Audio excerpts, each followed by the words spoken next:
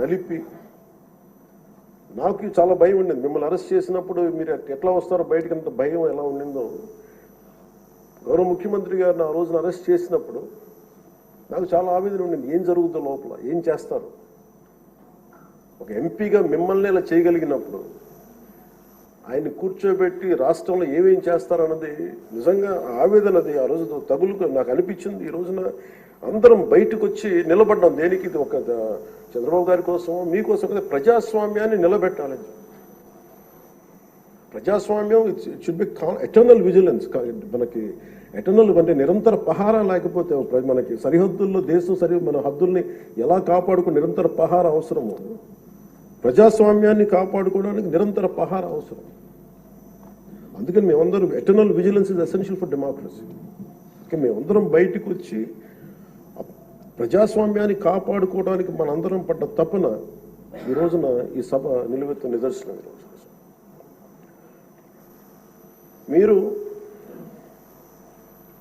ఖచ్చితంగా మీరు సభా గౌరవాన్ని నిలబెట్టాలని మనస్ఫూర్తి. మీ విట్టు కోల్పోకండి, మీ sense of humour కోల్పోకండి.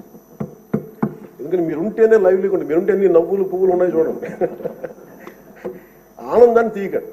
At the same time మేము కోరుకునేది కూడా ఆ ప్రజాస్వామ్యం తాలూకా విలువల్ని, ఆ భాషని కాపాడు. సభల్లో భాష దిగజారిపోతే అది రోడ్ల మీదకి వెళ్ళిపోతుంది ఈరోజు.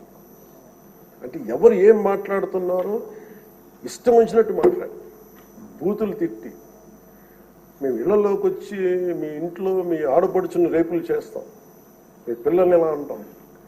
అడ్డగోలు ఈరోజు ఇంతమంది మాట్లాడుతున్నారంటే దానికి చట్టసభల్లో నుంచే ఆ కదలిక మొదలు. ఆ హుందాతనం పోయింది సభల్లో. తిరిగి మీరు డిప్యూటీ స్పీకర్గా, అయ్యన్న పాత్రుడు గారు స్పీకర్గా ఆ హుందాతనాన్ని మీరు తిరిగి తీసుకురావాలి. ఒకటో రెండు సందర్భాల్లో మనం వచ్చినప్పుడు ఎవరో ఒక మాట ఏదో అంటే గౌరవ ముఖ్యమంత్రి చంద్రబాబు నాయుడు గారు ప్రత్యేకించి చేయొద్దు, మళ్ళీ ఇంకా అలాంటి కల్చర్ తీసుకురాకండి, అది అయిపోయింది గతం. సో అది మీరు మనస్ఫూర్తిగా దాన్ని పాటించి సభ గౌరవాన్ని నిలబెట్టాలని కోరుకుంటా ఉన్నాను. ఒకటే ఒక విన్నపం అధ్యక్ష స్థానంలో కూర్చున్న మీకు, మీ టెన్యూర్లో అయ్యన్న పాత్రుడు గారు మీ టెన్యూర్లో కరెక్షన్ మొదలవ్వాలంటే భావ ప్రకటన, భావ స్వేచ్ఛ మీద ఇష్టానికి మాట్లాడేస్తూ ఉన్నారు అందరూ. మనకి గౌరవ మంత్రి లోకేష్ గారిని బుద్ధులు తిడతారు. ఏదన్నా అంటే భావ ప్రకటన, భావ స్వేచ్ఛ అంటారు. దీనికేదో ఒక ఫైనల్ కరెక్షన్ ఈ సభలో జరగాలని కూడా.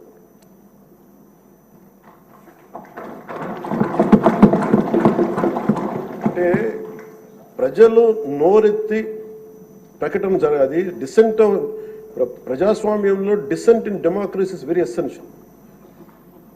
కానీ అది ఎట్లా ఉండాలి అనేది దాని తాలూకు విధి విధానాలు మనం ఇక్కడి నుంచే మొదలు పెట్టాలి. అది మీ ఆధ్వర్యంలో మొదలవ్వాలని నేను కోరుకుంటున్నాను.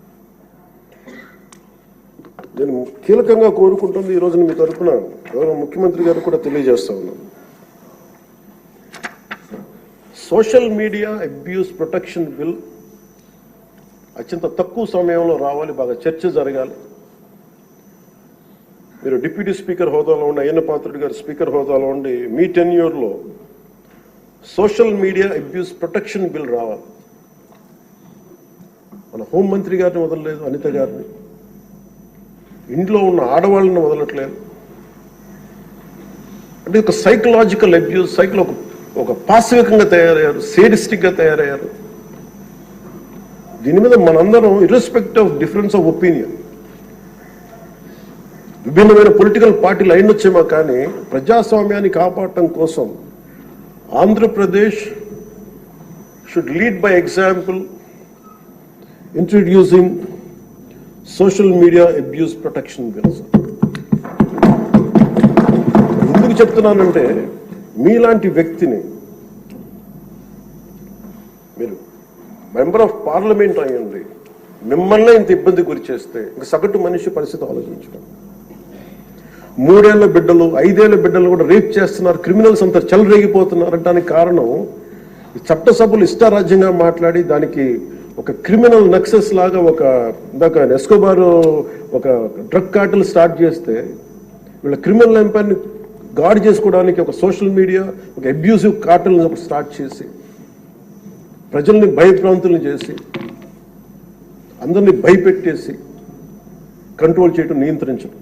మాకు ఎదురు తిరిగితే మనకి కృష్ణరాజు గారు లాగా మమ్మల్ని జైల్లో పెట్టేస్తాం, ఇలా థర్డ్ డిగ్రీ మెథడ్స్ వాడతాం. ఒక ఎంపీకి ఇలా ఉన్నప్పుడు అలా భయప్రాంతులు చేయడం, ఒక ముఖ్యమంత్రి స్థాయిలో ఉన్న వ్యక్తిని గతంలో 3 సార్లు చేసిన వ్యక్తిని జైల్లో పెట్టేస్తాం, దాడులు చేస్తాం. ఈ మైండ్ సెట్ మారాలి అంటే ఈ సభ ప్రజలు మనకి చాలా బలమైన ఇచ్చారు.